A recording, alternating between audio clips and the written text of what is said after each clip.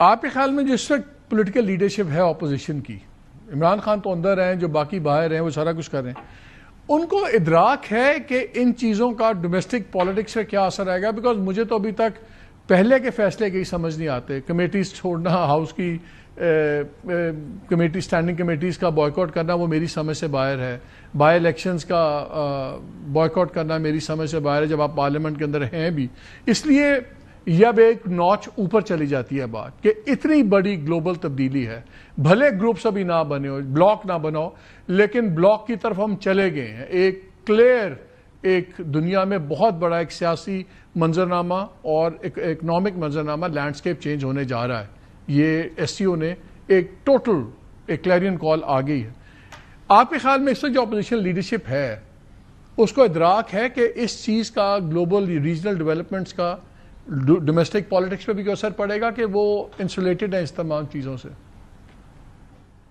میرے خیال میں مالک صاحب، جو جیسے آپ نے کہا خود کہ گورنمنٹ تو obviously کمفرٹیبل ہو گئی ہے with all this going on اور they are rightly placed کہ ہم اس سے بینیفٹ کریں گے. وہ ہوتا ہے یا نہیں، that's another debate جو ابھی زبیر صاحب فرما رہے تھے. لیکن جو میں سمجھتا ہوں تحریک انصاف کے اندر چند لوگ ہیں، and I would say Shah Mahmood Qureshi صاحب is one of them. I would quote you کہ انہوں نے کچھ تقریباً 1 مہینہ پہلے کچھ اڈیالہ میں رپورٹ لکھپت میں کچھ لوگ ان سے ملنے گئے اس وقت، ابھی ان کی ساری کیسز دوبارہ چل رہے تھے. تو انہوں نے کہا کہ ان سو مینی ورڈز اس شخص کو کہا کہ یار یہ جو اس وقت گلوبل چینجز ہونے لگے ہیں، جو ہو رہے ہیں، یہ ہم اس طرح کی لڑائی یا تلخی افورڈ نہیں کر سکتے. We need to understand. وہ اس کا مقصد نٹ شیل یہ تھا کہ بھئی اگر آپ اسٹیبلشمنٹ سے اسی طرح جو ہماری لڑائی چل رہی ہے اور جو اب جتنا حالات لگ رہے ہیں تو اس سے تو کوئی بینیفٹ حاصل نہیں ہوگا، کیونکہ گلوبل چینجز ایسے ہو رہے ہیں جس سے آپ کی اسٹیبلشمنٹ بہت بہتر طور پر خود کو پلیس کرے گی. پرٹیکولرلی وہ بہت انفلوئنس تھے، امپریس تھے کہ جو پاکستان کے فیلڈ مارشل کی ملاقات ہوئی ود دی امریکن پریزیڈنٹ، اس کے بعد جتنی بھی امیدیں تھیں، سب کچھ تھا، وہ ہر چیز ڈائی ڈاؤن کر گئی. بہت ساری چیزوں میں ٹرن اراؤنڈ آیا. تو میں سمجھتا ہوں کچھ لوگوں کو اس بات کا ادراک ہے. لیکن باقی دیکھیے، باقی تو عمران خان صاحب انفارچونیٹلی ایک ایسی سچویشن میں ہے کہ ان کے پاس آپشنز لمیٹڈ ہیں. ان کو یہ لگتا ہے، اور پھر جو بریگیڈ ایک موجود ہے ان کی سوشل میڈیا کی، جن کا اپنا کچھ نہیں جا رہا، کہ جی آپ مزاحمت سے یہ ساری سیاسی لڑائی جیتیں گے. جو ہسٹری ہمیں بتاتی ہے with our DNA and with our type of establishment, آپ نہیں جیت سکتے. کہ اگر آپ نے متھا مارنا بھی ہے تو آپ کا اپنا ساری پھٹے گا. وہ یہاں کوئی کمپوزیشن ہی ایسی ہے. سو آئی فیل کہ کچھ لوگوں کو ادراک ہے بٹ ان کی بات کوئی سنتا نہیں ہے. And with this going on, اور جس طرح علیمہ خان صاحبہ روز بار آ کے یا ان کے باقی لوگ بات کریں گے، آئی تھنک 2-3 لوگ ہیں جو تھوڑی سینسیبل بات کرتے ہیں. وہ آف دا ریکارڈ جب جرنلسٹ سے بات کرتے ہیں تو وہ کہتے ہیں we need to find a way out, because اگر ایسے ہی چلتا رہا انابیٹڈ تو ہم تو بالکل مارجنلائز ہو جائیں گے، اور ہم بڑی سپیڈ سے ہو رہے ہیں.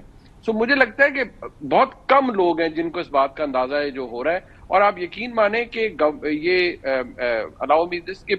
یہ گورنمنٹ کے پارٹ کے اوپر اس لیے بھی وہ کمفرٹیبل ہو گئے ہیں کیونکہ کسی بھی ایسی گورنمنٹ نے، چاہے وہ یا ایسی کسی اسٹیٹ نے جو فرینڈلی اسٹیٹ ہو پاکستان کی طرف، ایون انہوں نے کوئی کنسرن ہی نہیں شو کیا ہوا کہ بھئی تحریک انصاف کے ساتھ کیا ہو رہا ہے، یا عمران خان صاحب کے ساتھ کیا ہو رہا ہے، یا اب عمران خان کو باہر کب نکال رہے ہیں.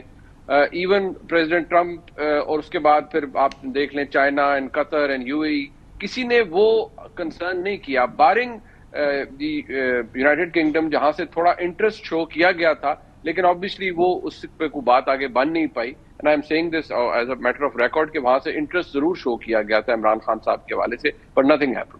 نہیں، اور بریگیڈ کی جب بات کر رہے ہیں تو یہ ان کا ٹویٹ آیا ہے جنید اکبر صاحب کا، جو ان کے کے پی کے پریزیڈنٹ ہیں. ان کے خلاف ٹرینڈ چل رہا ہے 1-2 دن سے. وہ کہتے ہیں مجھ میں اتنا حوصلہ اور برداشت ہے اور میں تیار ہوں، چاہے وہ اسٹیبلشمنٹ ہو، حکومت ہو، یا اپنی پارٹی کے اندر کمپرومائز اور کرپٹ لوگ ہوں، میں ان کے خلاف آواز اٹھاتا رہوں گا. اگر کسی کو تکلیف پہنچتی ہے تو پہنچے، جتنی پیڈ کیمپین چلانی ہے چلائیں. سو وہ تو وہ بریگیڈ کے ہاتھوں تو کوئی بھی محفوظ نہیں ہے.